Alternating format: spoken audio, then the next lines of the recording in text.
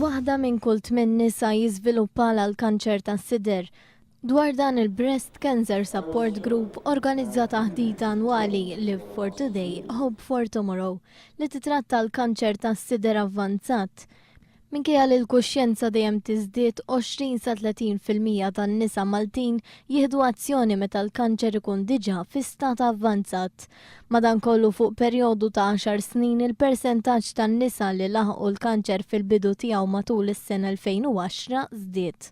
Il-konsulent tal-onkoloġija Dr. Claude Magri saħaq dwar l-importanza li tilħaq il-kanċer fi stadju bikri. Darba kultant vera jiġri li l-kanser murban doħra fil-ġisem fejn ma jibqax jista' jitfejjaq darba l-dejjem, imma xorta hemm ħafna tama li nixtieq nagħmel lill-pazjenti u lil qrabathom li jgħixu din is-sitwazzjoni magħhom għax hawn ħafna metodi ta' kura. Għalkemm il-kanċer tas-sider huwa l-aktar komuni fin-nisa, dan jista' jaffettwa wkoll lill-irġiel. Dr. Marilyn Assa qalet li l-morfina mhijiex l-unika soluzzjoni għall-uġieħ li jista' jikkawża l-kanċer.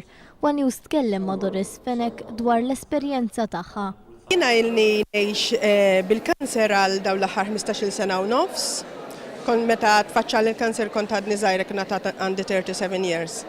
Però għaddej l-esperjenza li ngħix bil-breast cancer dejjem kont pożittiva. Dejjem provajt ngħin lil ħaddieħor, provajt iktar dejjem noħloq awareness. Preżenti għal din il-lecture annwali kien hemm Mart il-mexxej laburista Michelle Muscat.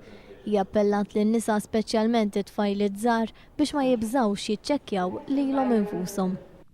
Ħafna min-nies jibżgħu għax ovvjament hija marda li ħafna drabi tkun ukoll terminali, imma hemm tama li tista' tirnexxi u tista' tibqa' tgħix ħajja twila. Jappellat lin-nisa speċjalment it-tfajli żgħar biex ma jibżgħux jiċċekkjaw lilhom infushom.